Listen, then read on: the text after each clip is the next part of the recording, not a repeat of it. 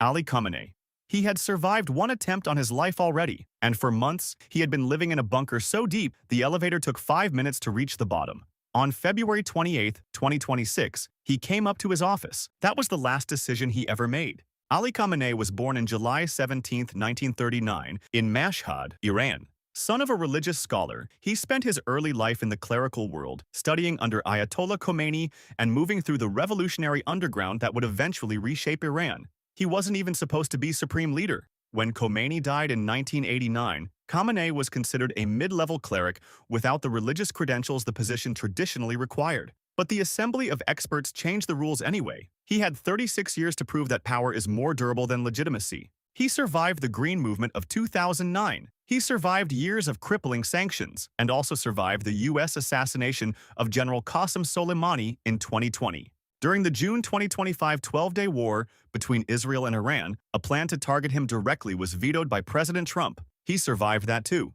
In early 2026, the CIA tracked his movements for months. Israeli Prime Minister Netanyahu informed Trump on February 23 that Khamenei was due to meet with senior officials and shared the location. The timeline was accelerated. On February 28, a joint U.S.-Israeli airstrike struck his Tehran compound. He was in his office, not a secure bunker. His daughter, son-in-law, grandchild, and daughter-in-law died in the same strike.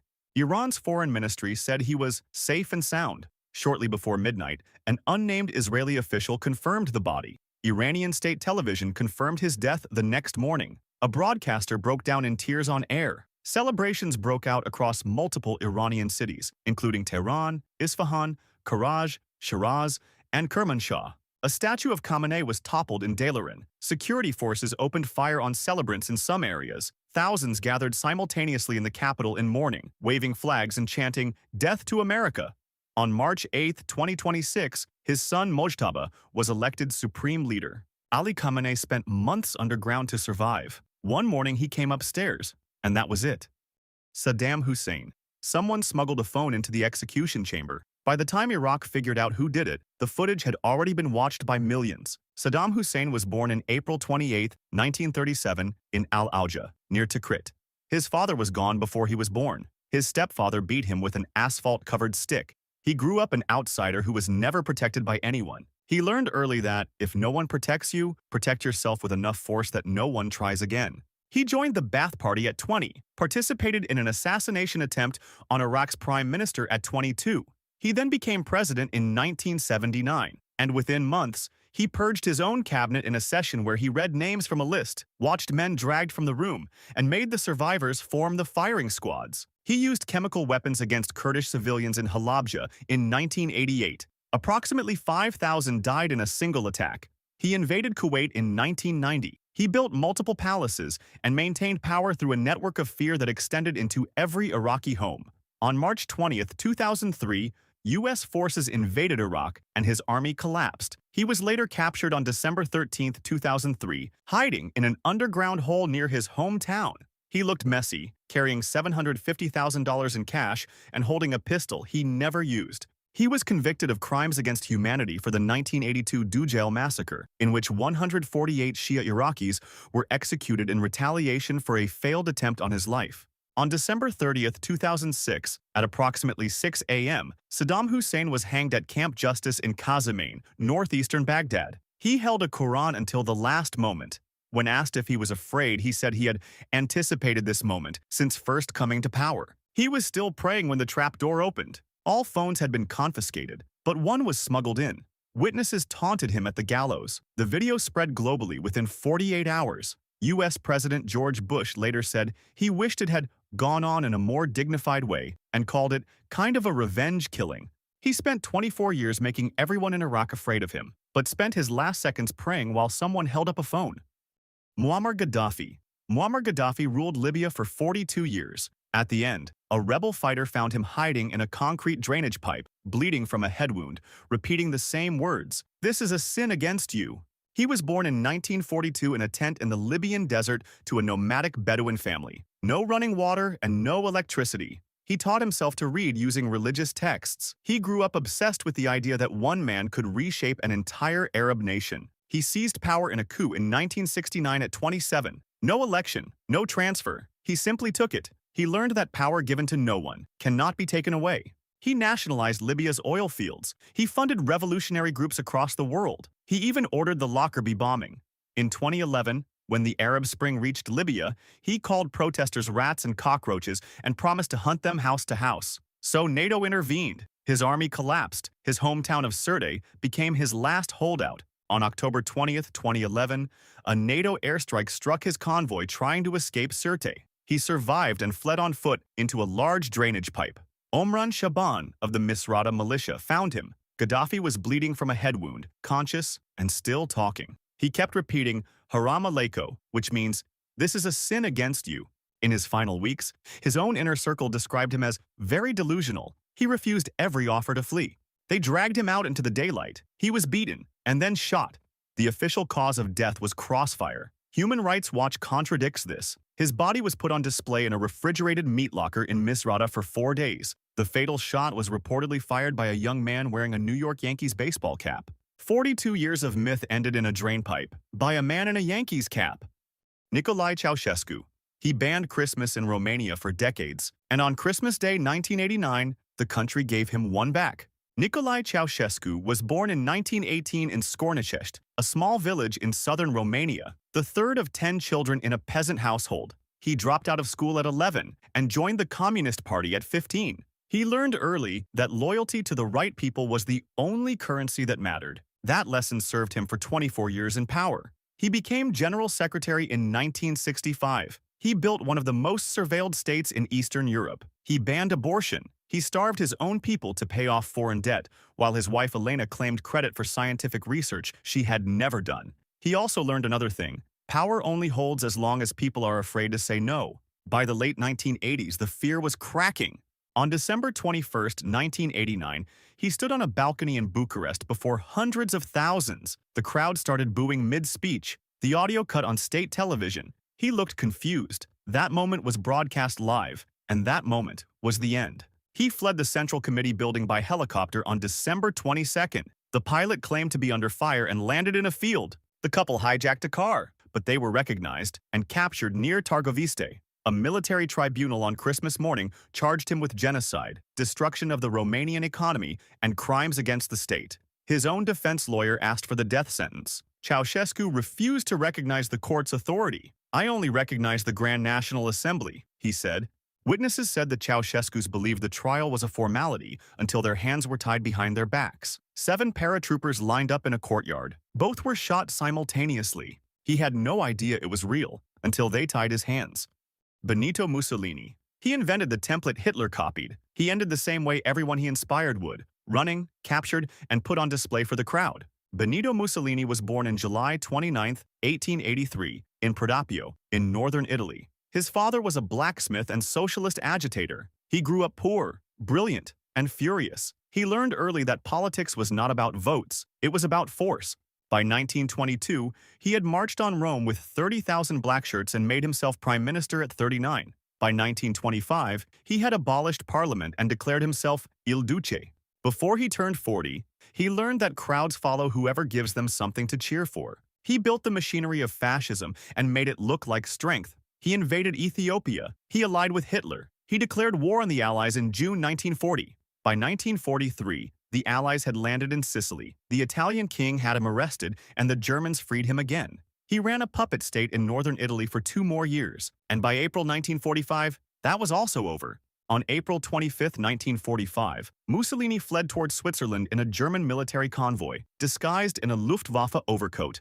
Communist partisan Walter Audizio recognized him near Dongo 2 days later, reportedly by his bald head and distinctive features. He was then captured. On April 28th, he was brought to Villa Belmonte, near Lake Como. His mistress, Clara Petacci, refused to leave his side. Some accounts say he shouted, "No, no!"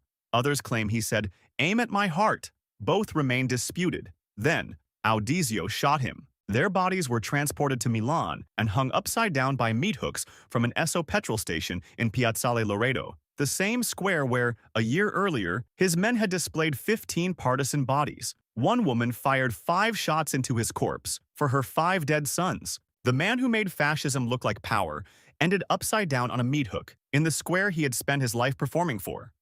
Adolf Hitler. He promised a 1,000-year Reich, but he got just 12. And at the end, he was hiding underground in a burning city, testing poison on his dog, hoping petrol would keep history from finding him. Adolf Hitler was born on April 20th, 1889, in Braunau am Inn, Austria. His father was a domineering customs official. His mother coddled him. He failed art school entrance exams twice, and he spent his 20s homeless in Vienna, painting postcards, sleeping in shelters, and building a rage he would spend the rest of his life directing outward. He built the Nazi Party into the government of Germany by 1933. He launched a war that killed up to 85 million people. By 1945, Soviet forces were shelling Berlin, and his generals were reporting armies that no longer existed. At midnight on April 28, 1945, he married Eva Braun in the bunker's map room. The next day, confirmation arrived that Mussolini had been captured and publicly displayed. Eyewitnesses say it hardened his decision. He had his dog Blondie poisoned with cyanide first to test its effectiveness. On April 30th, at approximately 3:30 p.m., he shot himself in the right temple with his 7.65mm Walther PPK pistol in his private quarters in Berlin. Eva Braun, his wife of less than 40 hours, took cyanide on the same sofa. His valet, Heinz Linge, entered the room minutes later. He reported the smell of gunpowder and burnt almonds, the telltale scent of cyanide. Hitler was slumped on the sofa. The pistol was at his feet. Their bodies were carried to the Reich Chancellery Garden, doused in petrol, and then burned. The first ignition attempt failed. The Soviets announced his remains had not been found. West Germany did not issue a death certificate until 1956. He spent his last hours underground testing poison on his dog, and when the fire went out, there was almost nothing left. Joseph Stalin. The most feared man on earth lay on his floor for 13 hours. His staff stood outside the whole time, too afraid to walk in.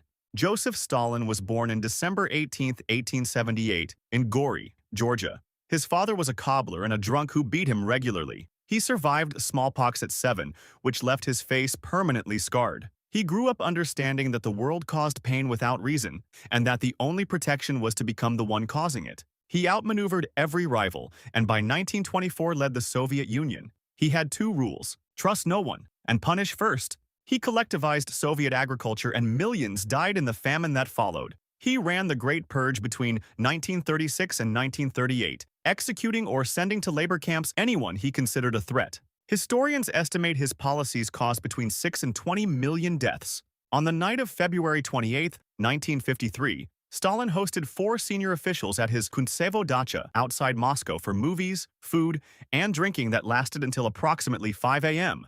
No one could leave without his permission.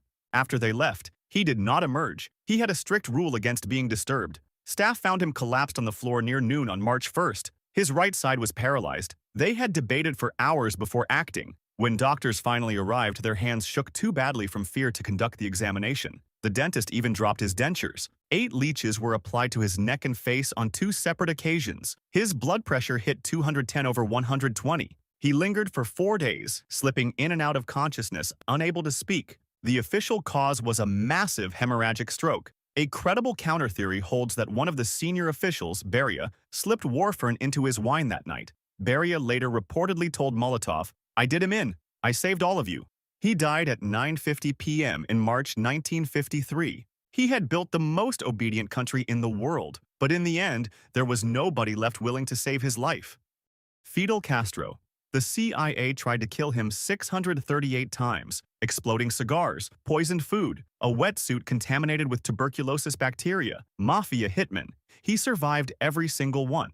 Fidel Castro was born on August 13, 1926, in Biran, eastern Cuba, the illegitimate son of a wealthy Spanish sugar farmer. He was educated by Jesuits. He studied law at the University of Havana and graduated with a talent for speaking and an absolute certainty that history was on his side. He learned early that an idea, delivered with enough conviction, outlasts any government. He launched his revolution with 82 men on a leaky boat called the Granma in December 1956. By January 1st, 1959, he had overthrown Batista and marched into Havana. He served as prime minister from 1959 to 1976, then president from 1976 to 2008. 49 years as Cuba's paramount leader. He outlasted 9 U.S. presidents who tried to remove him. He survived the Bay of Pigs. He survived the Cuban Missile Crisis. He survived decades of embargo and CIA programs so elaborate they once hired a woman to give him a powder that would make his beard fall out.